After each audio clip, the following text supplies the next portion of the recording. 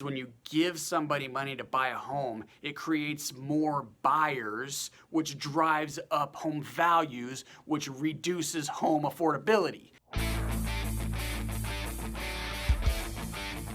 Hey everyone, Kevin A. Malsh, Pine Financial Group, where we work together so you succeed. Hey, you found us here on YouTube, you found us here on Facebook. Please hit like, hit subscribe, and leave some comments below. We'd love to interact with you, especially on a topic like we're talking about today. Hey, we're talking about the election. Yay! It's over. Almost over. We have a pretty good sense of who's going to win the election now, Joe Biden.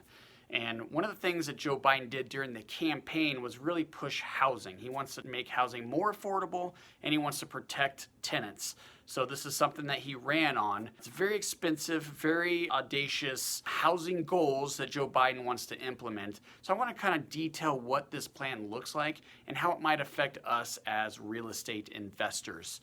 So first of all, this is a $640 billion plan. First thing I think of is, oh my gosh, where is this money going to come from? And then I remembered that Joe Biden wants to raise your taxes and my taxes. So the plan is to raise the taxes to generate the income for this gigantic housing plan. So what is involved in the housing plan? First, $100 billion per year to build houses. So the government wants to get into the house building business. At least that's what it appears right now.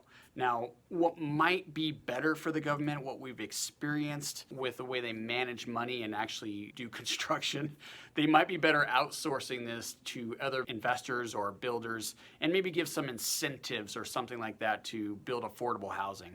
So we might see an increase in affordable housing incentives to real estate developers. That would be a fantastic thing. So hopefully it goes that route and not just, hey, we're just going to build a bunch of houses to increase inventory and bring affordability in line. I understand the idea here to get the affordability to where it's affordable, if that makes any sense. So I don't want to beat up Joe Biden on his idea here to try to make affordability. And this might be a good one, especially if it's going to be used for incentives to actual builders. Two, he wants to do some zoning reform.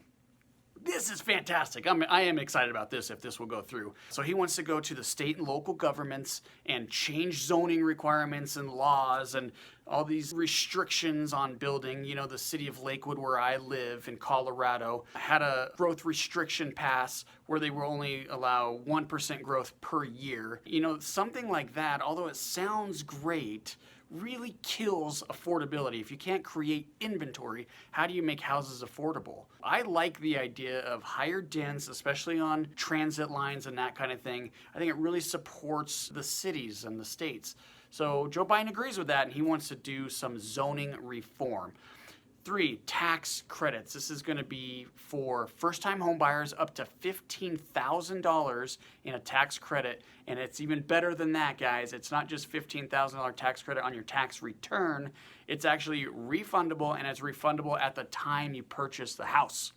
That's crazy. Now, I don't necessarily dislike this idea of giving somebody money to help them get into home ownership, but what we don't understand here, Joe Biden, is when you give somebody money to buy a home, it creates more buyers, which drives up home values, which reduces home affordability. So this one doesn't really make sense to me. You want to help people buy houses that ordinarily wouldn't be able to buy a house, you're going to drive values up.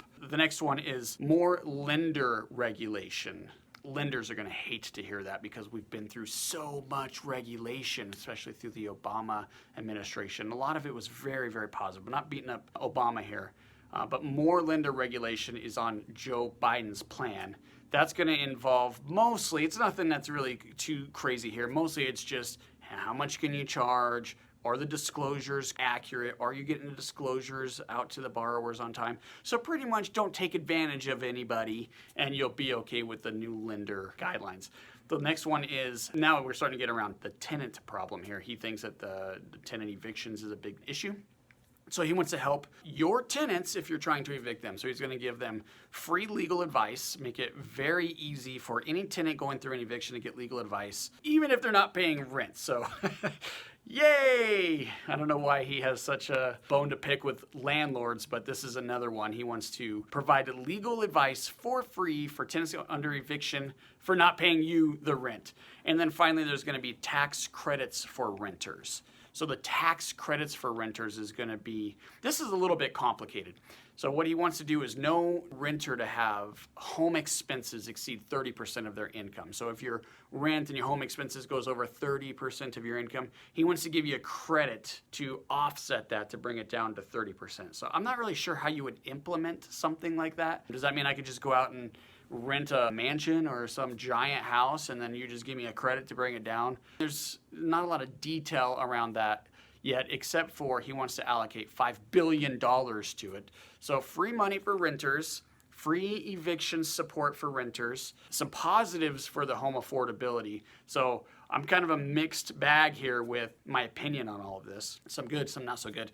What I will say is he's gonna have a real hard time getting some of this through, especially the free money for renters one, I can imagine, if the Republicans hold the Senate. So we're going to keep an eye on Georgia. I think we all are keeping an eye on Georgia to see what happens there with the Senate race. Hopefully we can have a balanced House and presidency, and Joe Biden can't just run wild with whatever he wants to do with tax increases and home affordability and free stuff for tenants. But we'll see. We'll keep an eye on Georgia. Hopefully you got something out of this video.